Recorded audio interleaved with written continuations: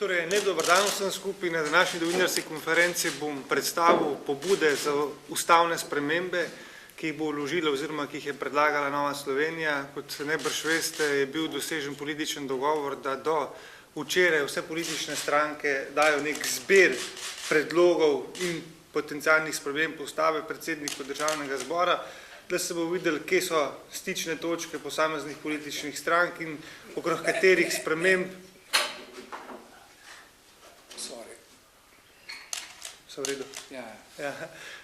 in okrog katerih sprememb se bo oblikovala dvotretjinska večina.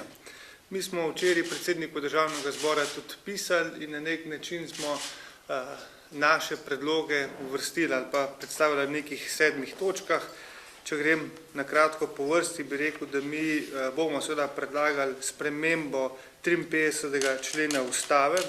53. člen ustave govori o, če ga konkretno pogledamo, ne bomo govorili na pamet, govori o zakonski zvezi, o tem, da država varuje družino, materinstvo, očetovstvo in podobno. V Novi Sloveniji bomo predlagali tudi to, da država posebej varuje velike družine, torej večje družine, kar pomeni, da bomo predlagali, da ustava predpiše tudi sprejem posebnega zakona, kjer se bojo opredelile vse pravice in ugodnosti za te večje družine, ker vendarle obstajajo ekonomski in demografski razlogi, da država spodbuja večje družine in mislim, da je to prav in pošteno, da se varovanje večjih družin vpiše tudi v ustavo, poleg vsega drugega. No, če grem naprej na 90. člen, kjer bomo prav tako predlagali spremembe, govori pa o referendumu. Zdajšnji 90. člen predvideva, da referendum lahko predlagajo tretjina poslancev, to je 30 poslancev, Državni svet in pa 40.000 volivcev.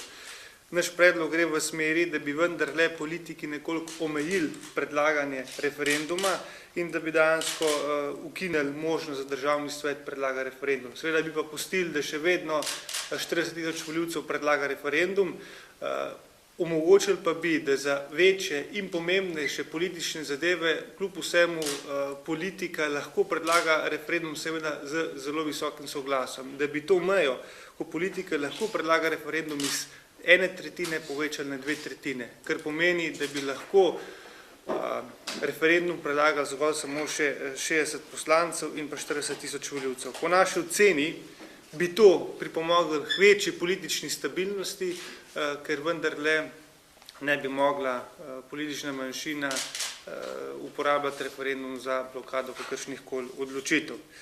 Potem naš tretji predlog gre za spremembo 103. člena ustave, ki pa govori o volitvah predsednika republike. Mogoče je ta naš predlog nekoliko drzen. Mi predlagamo ne več neposredne, ampak posredne volitve predsednika republike.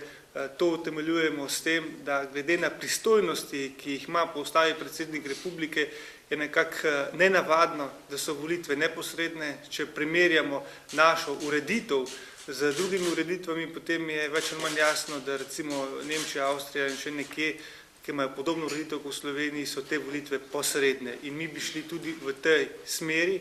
Kaj bi s tem dosegli?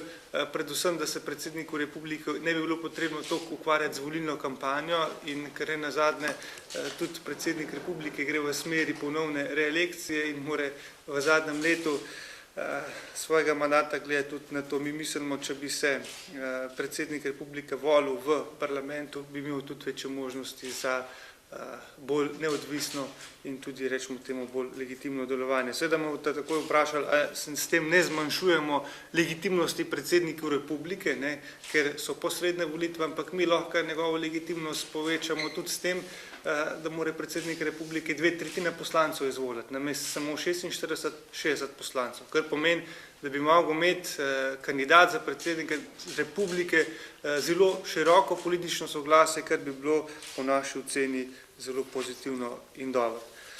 Potem naprej, če grem na 96. do 101. člen slovenske ustave, govori o državnem svetu. Mi se zavzemamo za ukinitev državnega sveta, takšne pristojnosti, ki jih ima v tem trenutku državni svet, praktično je nek invaliden drugi dom brez pravih pristojnosti, nekdo je rekel zelo drag debatni klub in zdaj v tem trenutku so opcije različne. Nekateri govorijo, da bi se ta državni svet preoblikoval v zbor pokrajin.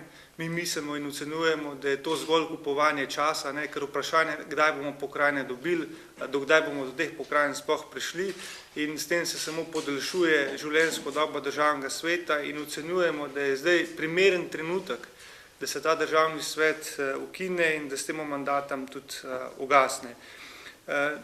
Njegove pristojnosti so enostavno prešibke, da bi lahko kaj bistveno prispeval k večji kakovosti naših političnih odločitev, da bi pa povečevali njegove pristojnosti in ga spreminjali v pravi drugi dom, pa mislim, da glede na unitarno obliko Republike Slovenije to ni potrebno.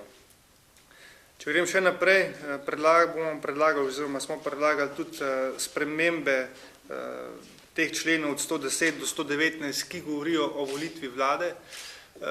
Zdaj, nakratko povedam, mislim, da je ta predlog formalno so že vložili kolegi iz SDS-a, jaz lahko tukaj, da ne zgubljamo časa, samo potrdim, da mi ta predlog podpiramo in se nam zdi smiselno, da se postopek izvolitve vlade iz dvofaznega postopka spremeni v enofazen postopek. Bistvena stvar za to pa je seveda večja preglednost in transparentnost same izvolitve vlade. Ker ko bi imeli predsednika vlade, bi mogli imeti tudi ministersko ekipo in bi se natančno vedeli, kako in kaj, ker zdaj to ni nujno, da se tudi zgodi, ker teoretično bi lahko bil izvoljen predsednik vlade, bi ga izvolila ena koalicija, samo vladna, ki bo pa druga. Čeprav to se v praksi še ni zgodilo. In ne nazadnje bi ta potek mogoče tudi odpravil kakšne, jaz si bom drznil reči, folklorne elemente. Jaz na ta zaslišanja ministerska bolj gledam kot na neko folkloro, ker zadeve so več ali manj vnaprej dogovorjene in gre zgolj za, rečemo temu, folklorno predstavitev ministra. Potem še en predlog sprememb, to pa je 129. člen ustave, ko govori o trajni sodniški funkciji. Mi smo že v sami volilni kampanji poudarjali, da bi bilo modro in tudi za povečanje učinkovitosti sodnega sistema uvedati pred trajnim mandatom poskusni mandat in v tej smeri bo naš predlog šel. Torej, se zavedamo, da je trajni sodniški mandat nekako prispeva k neodvisnosti sodstva, ampak pred imenovanjem v trajni sodniški mandat pa bilo potrebno imeti poskusno dobo. In ne nazadnje tudi varuhinja človekovih pravic opozarja, da kvaliteta sodnih odločb v zadnjem obdobju pada in mi smo prepričani, da bi ta poskusni mandat prispeval tudi k večji kvaliteti sodstva. In zdaj še naš zadnji predlog, ki ga seveda tudi podpiramo in je bil politično že na nek način dogovoren, pa je uvedba tako imenovanega zlatega pravila v ustavo, gre za 149. člen. Mi tukaj podpiramo predlog in pobudo civilne iniciative Ustavimo zadolževanje. Oni so pripravili celoten predlog tega 149. novega člena, gre pa v to smer, da mi se ne zavzemamo, da bi z nekimi številkami, ker to je potem lahko zelo težko izvajati, opredeljevali tega zadolževanja, ampak da bi v ustavo zapisali, da je v osnovi proračun uravnotežen. Seveda potem oni predlagajo izjemo v primeru naravnih nesreč, da lahko je tudi malo odstopanja od tega, in kar se nam pa zdi bistveno, predvidevajo tudi kazni v primeru, da se teh določil ne držimo, v smislu, da če smo presegli oziroma če nismo dosegli uravnotežen proračun, da moramo v nadaljevanju, v naslednjem proračunskem letu zaradi tega davke povečati. Veste pa, da za politike je povečanje davkov na nek način največja kazen, ker potem to tudi se pozna tako ali drugače na volitvah. To je naših 7 predlogov, ki smo jih včeraj, kot sem omenil, poslali predsedniku Državnega zbora. Bili so ti predlogi potrjeni in usklajeni torej na našem izvršilnem odboru stranke in tudi poslanska skupina je to stvar potrdila.